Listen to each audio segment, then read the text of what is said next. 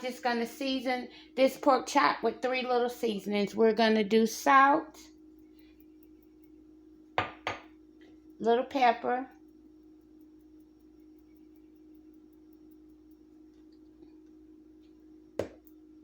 some onion powder,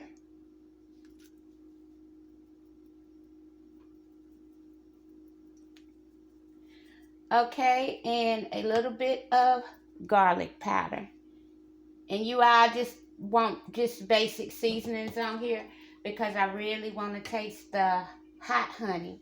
And no worries, you all have washed my hands. So we're flipping it over, doing the same thing to the other side. There's onion powder, there's garlic powder, a little bit of salt, and a little bit of pepper.